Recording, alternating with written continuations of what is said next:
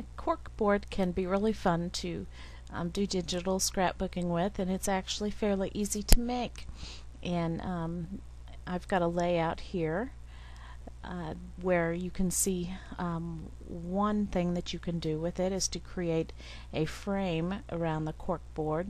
And I have tacks that I've made tacking down the photo, and also the photos are tucked under the ribbon, and can be quite fun to play with. Here is my paper which I made, and I'm going to zoom in, and I'm going to go ahead and just grab one of these colors out of here. I would suggest that you just open up your color picker and pick any color, any tan color. I like it kind of on the slightly orange side. It can be more tan, this color. Whatever you choose, that's going to give your corkboard some variety over other corkboards. And remember, you can always recolor the layer after you create it too, so don't fuss over the color too much. And we're going to create a new layer and fill it with the paint bucket tool. Now, what is important to do is to go to the View drop down menu and choose print size. That way, as we're creating, we're going to be observing what we're doing in print size, how it's going to look printed out. And then the first thing we're going to do is to go to the Filter drop down menu, Noise, and Add Noise. And in this box you can slide it to get whatever amount of noise that you want, anywhere from maybe 5 on up. You don't want too much noise. Be sure this monochromatic is checked. If you uncheck it, you'll see how in the preview now I've got some reds and yellows and other colors, and we don't want that. So make sure the monochromatic is selected and hit OK. And the next step we're going to do is go to the Filter drop down menu, I believe Pixelate, and choose Crystallize. Takes me a moment sometimes to remember where things are. Now you're going to see this is really going to give it a corkboard look. You can choose any size that you want. This is also going to give it variety. Corkboards, you know, are made of cork, of course, and they're like chunks of cork, all kind of stuck together. So the chunks can come in different sizes depending on who's making them. And so it's going to be up to you and your preference.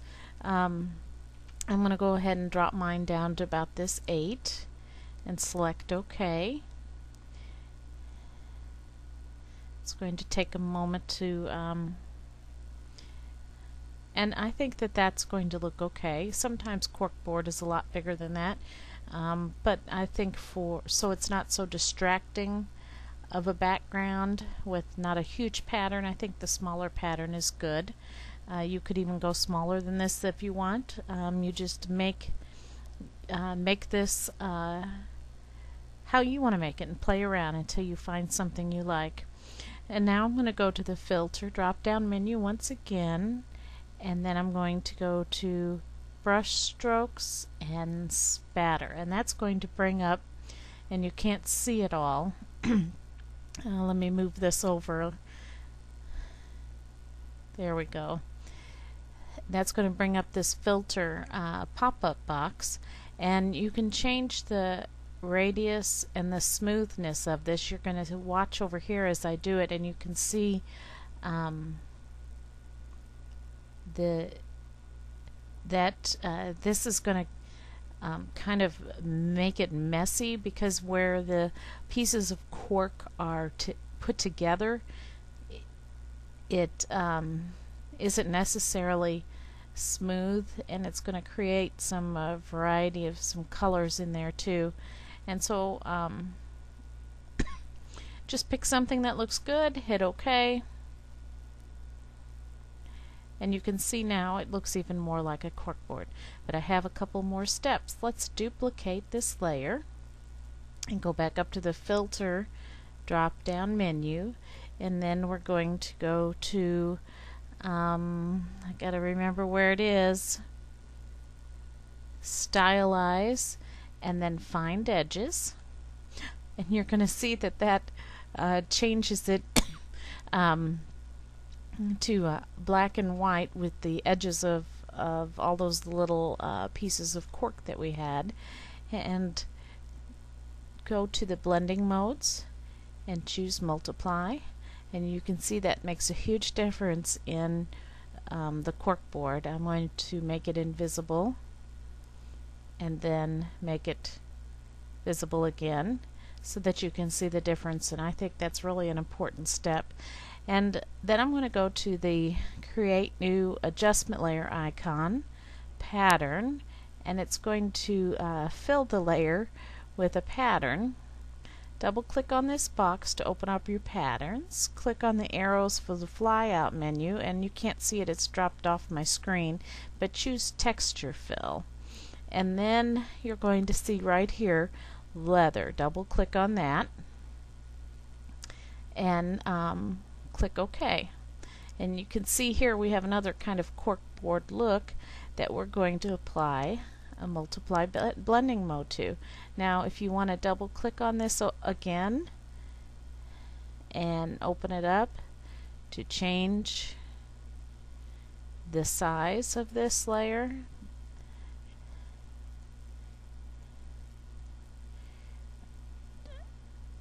just keep playing around till you find something you like and hit OK. And I'm going to zoom out, and you can see I have a nice corkboard. Now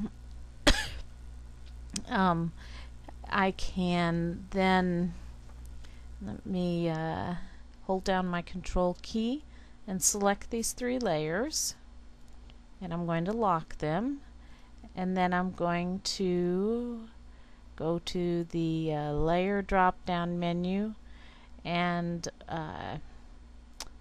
well, I thought I was going to choose merge link, but let's just merge visible, everything that's visible. And you can see now we have the final corkboard that you can save as a JPEG for your paper. Let's make something out of this corkboard. I'm going to go ahead and duplicate it so I don't mess up my original. Let's go to the custom shapes tool, and you can see where is it now? There's a car here. Let's choose the car since I've been scrapping about driving. So I'm going to choose this car, and I'm going to undo because I want to hold down my shift key to keep this proportionate. And I'm going to draw this car, choose simplify, and I'm going to move it below my corkboard paper layer, and then with the corkboard paper layer as the active layer, I'm going to hit Control G on my keyboard, and you can see I now have a little element made out of corkboard. Let's right click and choose merge down, and you couldn't see that, it went off my screen there, but I chose merge down. Now let's add a little bevel to our which one do I want? No, I don't like that one.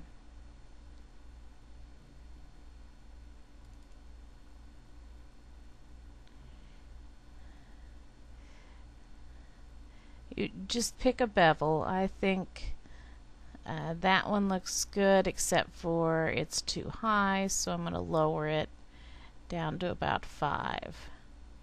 Okay.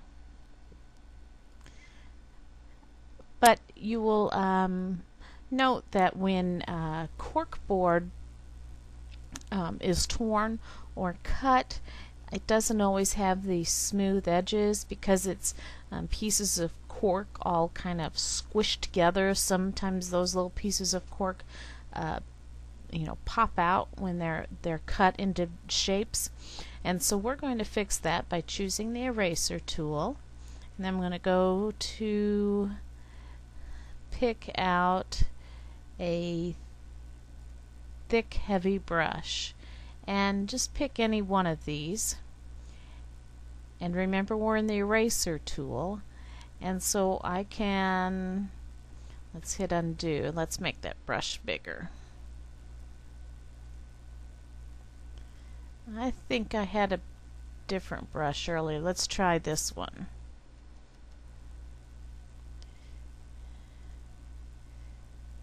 I don't like that one either for the shape.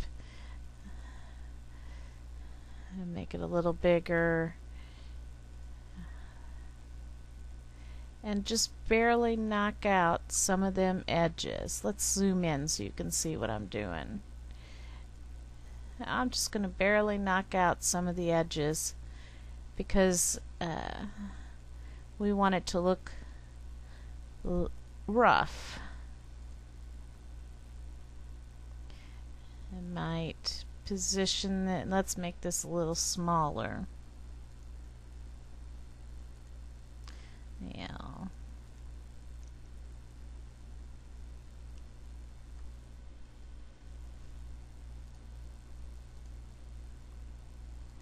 It really works better in the corners if you can use this brush larger.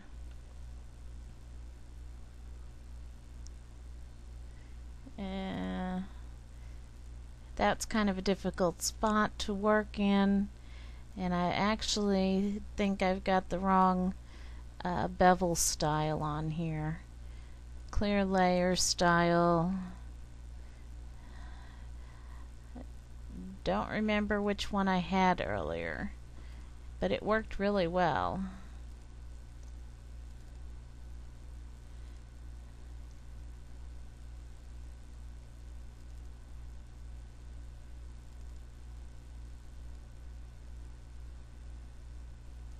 There, maybe that one. That one looks like it works well, but I had to lower it down pretty far to get it to work well.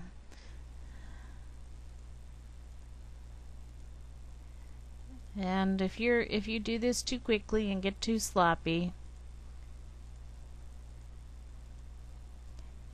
you just hit undo and go back and fix it up.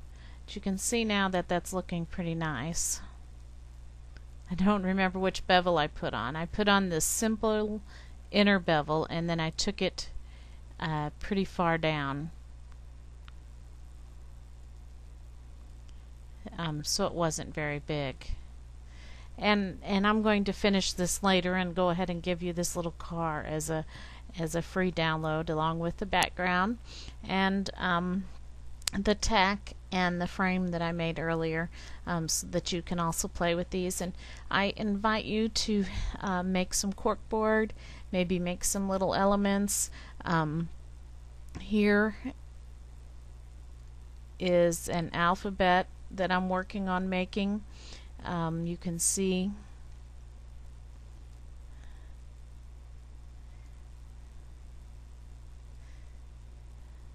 that I've been knocking out the edges on it, and I'm not quite done with all of them, and that's going to be going in my next kit.